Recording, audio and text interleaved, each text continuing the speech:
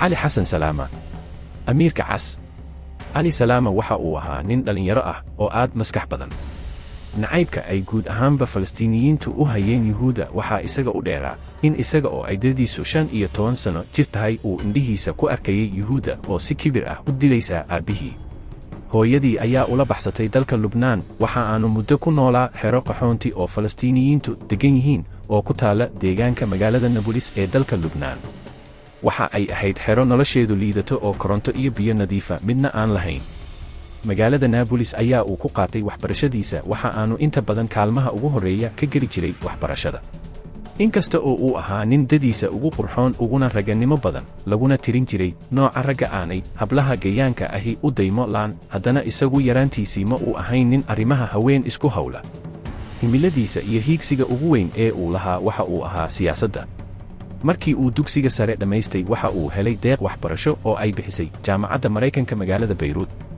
waxa ay waxbarashada isku soo gaadheen rag badan oo magac lahaa oo Falastiiniyiin ah. cali salaama xilligii jaamacadda waxa uu caan ku ahaa jiray naanays ay ardaydu u bixisay oo ahayd hogaamiyaha siyaasiga ah. waxaa inta badan ku soo ururi jiray ardayda oo uu u jeedin jiray khudbado kacaan ah. saamaynta cali salaama waxa ay sii korodhay markii ay dadku ogaadeen in yuhuuddu ay aabbihii dishay. waxa aanu caan ku ahaa in uu mar walba yidhaahdo, waa aynu ilownay in aynu raadsanno xaqaynii. haddii aynaan dhaqdhaqaaq samayn waxa aynu ku dhegganaan doonnaa dhoobada, innaga oo dulaysan oo aan waddan lahayn. cali salaama waxa uu jaamacadda ka qaatay shahaado injineernimo. isla markii uu waxbarashada dhammaystayna waxa ay isbarteen Yaasir Carafaat oo isagu markaas uun aasaasay ururka xoraynta Falastiin. barashadan ayaa noqotay tallaabadii koowaad ee isbeddel sal iyo baar ah oo ku yimi gebi ahaanba noloshii cali salaama. waxa uu xubin sare oo muhiim ah ka noqday ururka xoraynta Falastiiniyiinta oo uu ka qabtay xilalka taliyaha ciidamada guutada 17aad, agaasimaha sirdoonka Falastiin iyo madaxa howlgallada garabkii lagu magacaabay Sebtembarta Madow oo ahaa koox si weyn ugu wareerisay sirdoonka iyo khubarada ammaanka ee yuhuudda.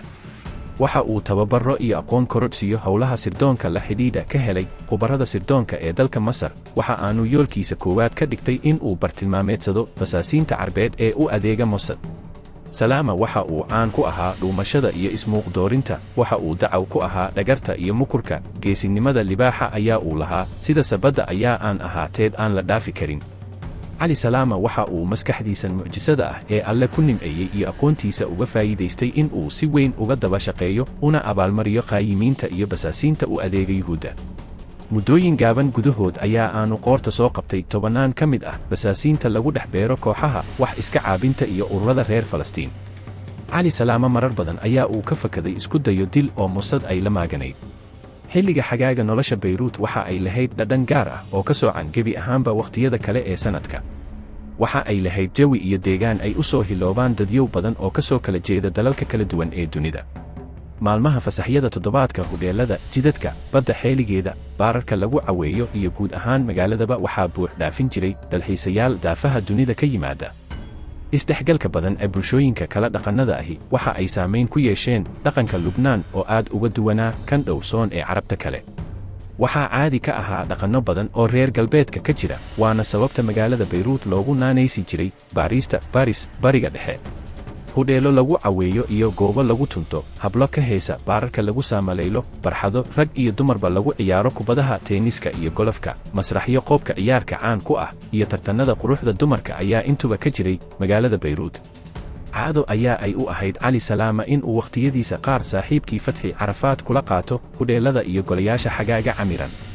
Fatxi Carafaat oo ay walaalo ahaayeen hogaamiyaha Falastiiniyiinta Yaasir Carafaat, waxa uu madax ka ahaa hay'adda bisha cas ee Falastiiniyiinta. sanadkaas oo ahaa 1973 tartankii quruxda haweenka ee adduunka waxaa ku guulaysatay Georgina Rizqi oo u dhalatay dalka Lubnaan. cali salaama oo ahaa ragga nooca sida fudud u hanta qalbiga haweenka ayaa Georgina Rizqi haasaawiyey oo inta uu qalbigeeda degay dhaqso u guursaday. inkasta oo uu markaas cali salaama ahaa ninka ay sirdoonka yuhuuddu ugu raadinta badan yihiin, xogta Amiina al-Mufti loo soo dirayna ay ugu horrayso tiisu, haddana weli sirdoonka yuhuuddu ma uu haynin sawirka dhabta ah iyo xitaa humaag malo awaal ah oo cali salaama leeyahay. dadaallo badan oo ay u galeen in ay raadgoobaan si ay u qaarajiyaana kuma ay guulaysan. gaar ahaan intii ka dambaysay weerarkii ciyaartooyga Israa'iil lagu dilay magaalada Munich ee dalka Jarmalka uu Cali Salaama noqday fallaadh ku mudan laabta Israa'iil. Cali Salaama oo markii dambe caan ku noqday Amiirka Cas oo ahaa magac ay weerarkaas Jarmalka dartii ugu bixisay haweenaydii wakhtigaas ra'iisul wasaaraha ka ahayd Israa'iil, waxa uu bilowgii hore gacanyare u ahaa Yaasir Carafaat oo uu si gaar ahna ugu qaabilsanaa arrimaha ammaanka. waxaase uu markii dambe gaadhay darajada taliyaha guud ee ammaanka iyo sirdoonka ee ururka xoreynta Falastiin, xilkaas oo uu marka hore hayay ku-xigeenkii Carafaat ee Abu Iyaad ka hor intii aan la dilin. Cali Salaama waxa uu sida oo kale madax u ahaa ciidanka loo yaqaanay ilaalada gudaha oo lagu naanaysi jiray guutooyinka 17aad. Israa'iil dilka Salaama oo keliya may doonayn ee waxa u dheeraa damaca in ay helaan waraaqaha iyo dokumentiyada Cali Salaama si ay xog dheeraad ah uga helaan qaabka shaqo iyo xubnaha firfircoon ee hay'addan sirdoonka Falastiin ku leedahay qaaradda Yurub iyo gudaha Israa'iil. muhiim ayaa ay Israa'iil u ahayd amni ahaan in ay hesho dokumentiyada la xidhiidha howlgallada Falastiiniyiinta ee hore si loo helo tabaha ay isticmaalaan, loogana barto duruus ka caawisa hay'adaha ammaanku in ay ka hortegi karaan wixii dambe ee weerar ah. Quustii mid ka mid ah kulamadii tumashada ayaa Amiina oo shaqadeedii kalena ku hoos wadataa waxa ay Maaruun weydiisay in uu garanayo Carafaat, Abu Iyaad, Alqamri iyo rag kale oo ka mid ah mas'uuliyiinta Falastiiniyiinta. Xaayig waxa uu ugu jawaabay in uu si fiican u wada garanayo ragga ay sheegayso. Amiina oo uu wado dareen farxadeed oo ay qarsanayso ayaa bilowday in ay sidii hore si ka sii badan sharafteeda ugu loogto Xaayig. kulamo joogto ah, farxad iyo soo dhoweyn ayaa noqday waxa uu mar kasta kala kulmo. intaas oo keliya ma aha ee waxa ay bilowday in ay dhaqaale ku kabto iyada oo isaga dhigaysa in ay tahay haweenay ganacsato ladan ah oo jecel in ay dhaqaale ahaan ka kabto ninkan ay jeceshay oo dabcan ka jeeb yar. waxaa si gaar ah u farxad geliyey soo garashada uu Xaayig sheegay in uu garanayo Salaama, gaar ahaan waxa uu u sheegay in uu og yahay hudheel uu aad ugu soo noqnoqdo. marar badan ayaa ay Amiina iyo Xaayig isu raaceen hudheel ku yaala badda xeeligeed oo lagu magacaabo Coral Beach. Xaayig ayaa u sheegay in baarkan uu aad u iman jiray Cali Salaama. ujeeddada ay isu soo raacayeen waxa ay ahayd in uu wejiga Cali Salaama tuso. nasiib darro dhowr jeer oo ay arrintan isu soo raaceenba waa ay ku fashilmeen oo Cali Salaam kama ay helin hudheelkan. waxa aanay taasi bilowgii quus ku keentay oo gaadhayba heer ay kuba fikirtay in ay garowsato in qorshaheedu fashilmay, sidaa awgeed ay dib ugu noqoto Talaabiib si ay u soo qirato faramadhnaanta ay ka joogto hawshii loo diray. laakiin haddana fikirkaas ma ay dhaqangelin oo mar kasta waxa ay bidhaan rajo ah ka arkaysay hadallada Xaayig ee la xidhiidha Cali Salaama. Amiina waxa ay mar labaad beddeshay qorshaheedii iyo jidkii u jeexnaa in ay u marto howlgalkeeda Beyruut. gurigii hore waa ay ka guurtay waxa aanay u wareegtay guri kiro ah oo cusub. waxa uu ku yaalla mid ka mid ah xaafadaha muwaadiniinta caadiga ahi degan yihiin. bilowgii wejigan cusub ee ay u dhigtay qorshaheeda waxa u muuqatay sadaal hor leh oo ay u qaadatay in ay hadda wixii ka dambeeya gaadhi doonto guulo waaweyn. waxa ay isbarteen gabadh Falastiiniyad kalkaaliso caafimaad ah. waxa ay ahayd Shamsiya oo ka shaqayn jirtay isbitaalka Saamid oo ku yaalla xerada qaxoontiga ee Sabra. xeradan oo ku taallay magaalada Beyruut waxaa deganaa Falastiiniyiinta ka soo barakacay dhulkooda Yuhuuddu la wareegtay. Amiina waxa ay dareentay in gabadhani ay ka caawin karto wax badan oo howlaheeda basaasnimo la xidhiidha, sidaa awgeed waxa ay xidhiidhkooda ka dhigtay mid adag oo ilaa heer saaxiibtinimo dhow ah ula muuqday kalkaalisada caafimaad ee reer Falastiin. Shamsiya oo aan fahmin in gabadhan ay baratay tahay basaasad ayaa isbartay Amiina iyo agaasimihii isbitaalka ay ka shaqaynaysay oo isaguna dhinaciisa si furan u soo dhoweeyey ugana warramay xog badan oo ku saabsan isbitaalka. waxa uu u sheegay in isbitaalkan ay tabarruc ahaan uga shaqeeyaan dhakhaatiir badan oo ka yimid daafaha dunida. Amiina waxa ay agaasimaha tustay shahaadooyinkeedii caafimaad ee been abuurka ahaa, waxa aanay u sheegtay in qudheedu ay tahay dhakhtarad islamarkaana ay diyaar u tahay in ay iskaa wax u qabso kula shaqayso isbitaalka. agaasimihii waxa uu ka dalbaday in ay maalmo ka warsugto si uu talo ugula noqdo mas'uuliyiinta Falastiiniyiinta ee arrintan qaabilsan. dhakhaatiirta tabarruca ee uu agaasimuhu sheegayaa waxa ay maamul ahaan hoos tagayeen hay'ado iyo ururo Falastiiniyiin ah oo kala duwan. waxaa ka mid ah hay'adda Bisha Cas ee Falastiiniyiinta. waxaa dhakhaatiirta isna inta badan la kulma oo soo dhoweeya hogaamiyaha Falastiiniyiinta Yaasir Carafaat, oo xitaa marmarka qaarkood u soo raaca xeryaha qaxoontiga, isbitaallada iyo xarumaha agoomaha lagu daryeelo ama ugu yimaada iyaga oo howlmaalmeedkooda ku guda jira si uu niyadda ugu dhiso uguna muujiyo in uu ku faraxsan yahay dadkan dalalkoodii uga yimid in ay caawiyaan dadkiisa dhiban. Amiina waxa ay heshay fursad dahabi ah oo ay ku dhex geli karto mas'uuliyiinta Falastiin si ballaadhanna ugu dhex milmi karto hay'adahooda maamul. waxa ay aragtay in iminka ay howlaheedii sirdoon u gudugeli karto si fiican oo intii ay filaysay aad uga ballaadhan aadna uga fursado badan. goor galabnimo ah oo ahayd 22-kii bishii 1973 ayaa uu si kedis ah taleefan ugu soo dhacay gurigii ay Amiina Almufti degtay. markii ay taleefanka qaaday codka kaga soo baxay waxa uu noqday Maaruun Xaayig. horeba waa uu ula soo hadli jiray, laakiin markan dhowrkii eray ee uu Xaayig ku yidhi may noqon kuwa ka farxiyey. 6 qof oo ka mid ah sirdoonka Mossad ayaa lagu xidhay magaalada Oslo ee caasimadda dalka Norway. markii uu intaas ku yidhi ayaa inta ay dhaqso sameecadda taleefanka u saartay waxa ay daartay telefishanka qolka u yaalay. 6 qof oo mid ka mid ahi gabadha ahayd, kiiska loo haystaa waa in ay rasaas ku dileen nin u dhashay dalka Morocco oo mudalab ka ahaa maqaaxi ku taala degmada dalxiiska loo tago ee Lillehammer oo ku taala dalka Norway. sidaas ayaa uu noqday warka Amiina kaga soo booday telefishanka.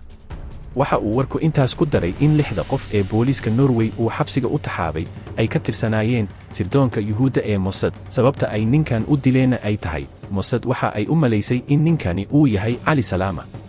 warka ay telefishanka ka daawatay waxa uu sheegay in kooxda lagu qabtay Norway ay ka mid yihiin unug lagu magacaabo Kidon oo macnihiisu noqonayo waranka. waxa aanay ka tirsan tahay wakaaladda sirdoonka Israa'iil ee Mossad. basaasiinta la xidhay waxa ay qirteen in ay ka yimaadeen Israa'iil si ay dabagal ugu sameeyaan una khaarajiyaan Cali Salaama. Amiina markii ay warkan dhageysatay argagax iyo baqdin ayaa ay la kurbatay. waxa uu madow badani ka galay waxa ay ku dambayn doonto. waxa ay isweydiisay sababta sirdoonka Mossad u doonayo in ay dilaan ninkan iyaga oo iyadana u soo diray arrintan ka duwan oo ah in ay barato xogna ka hesho. waa run oo qof kasta oo caadi ahi waxa uu isweydiin lahaa su'aashan oo kale. waxa uu ka shakiyi lahaa daacadnimada Mossad ee arrinta Salaama la xidhiidha, laakiin waa cidda ay ka maqan tahay in arrimaha siyaasadda iyo sirdoonku ay maraan jid aad uga duwan ka caadiga ah ee markaba maskaxda ku soo dhaca, isla markaana ay leeyihiin halbeegyo u gaara oo lagu qiyaaso. shaqada sirdoonka iyo siyaasadda ayaa ay tahay in fursadda la helo aan la dayicin, isla markaana aan 100% la isku halayn xogta la hayo. haddii Amiina loo diray inay soo barato Cali Salaama xogna ka soo hesho oo la sheegay haddana in Cali yahay ninkan mudalabka ka ah maqaaxidan ku taala Oslo, maxaa diidaya in aan la isku halayn warka sheegaya in uu Beirut joogo?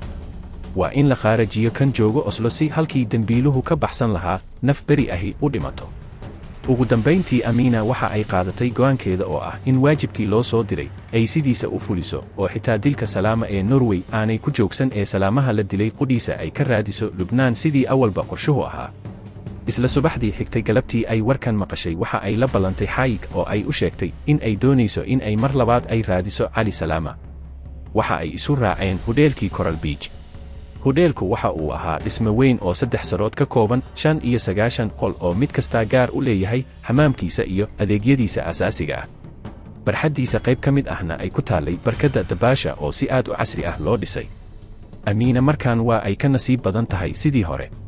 markii ay hudheelka Coral Beach galeen ay kuraasida fadhiisteen kuraas taallay barkadda dhinaceeda oo ah xeebta ku sii jeeda badda. Xaayig oo dareen naxdini ka muuqato indhihiisa laga akhrisanayo ayaa farta ugu fiiqay nin ka xigay dhinaca barkadda. waxa aanu cod xanshaashaq ah ku yidhi eeg waa kaas Cali Xasan Salaama.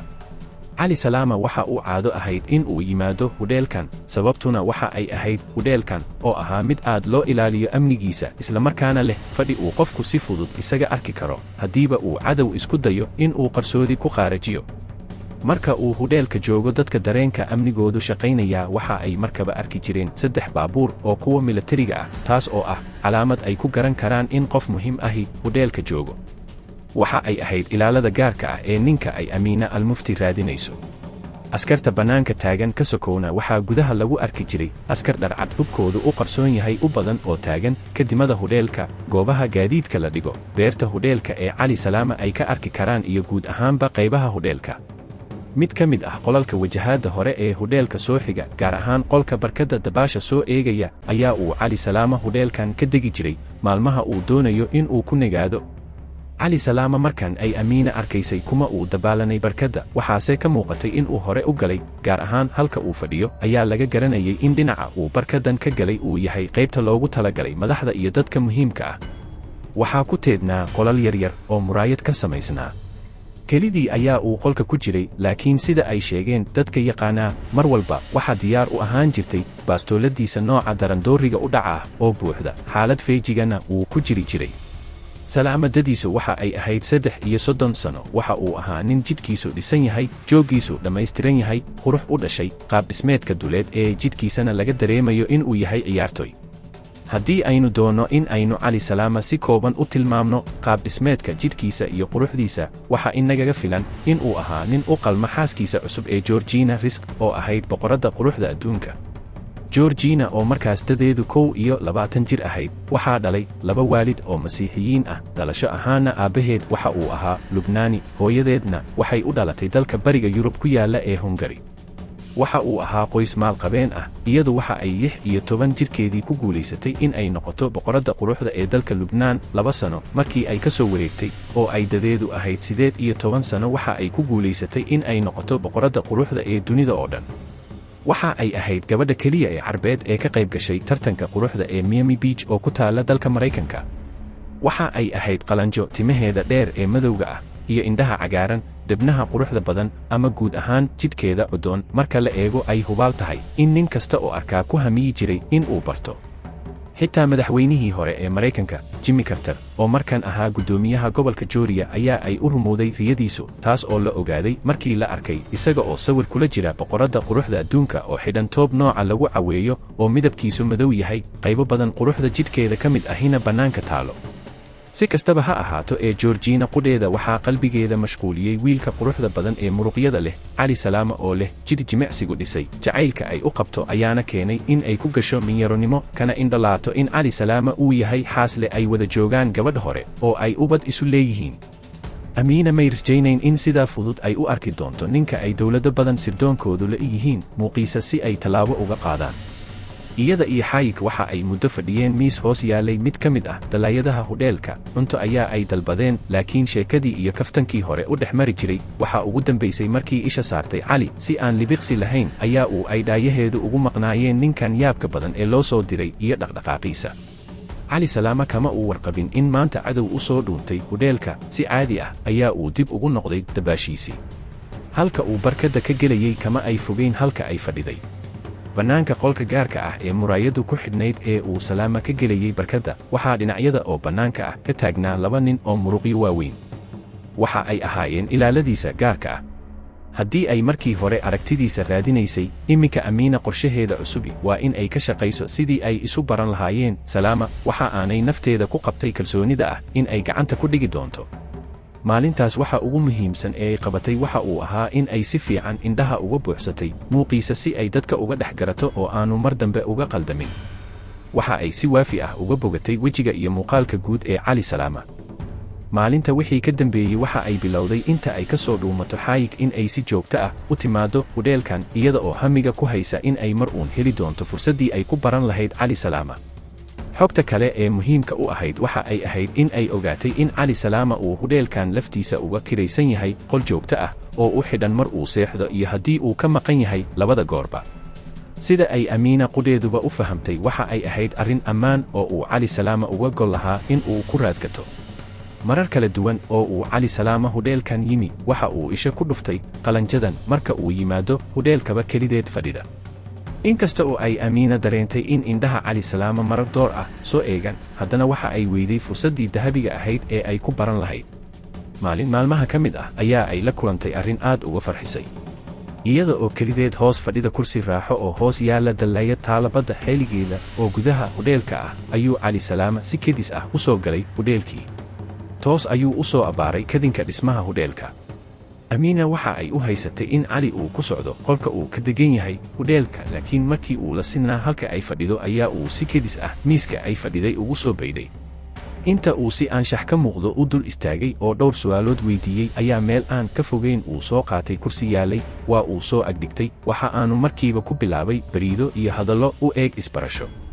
maalintaas cali salaama waxa uu Amiina la fadhiyey muddo ku dhow saacad badhkeed oo uu waraysi guud iyo isbarasho uga faa'iidaystay.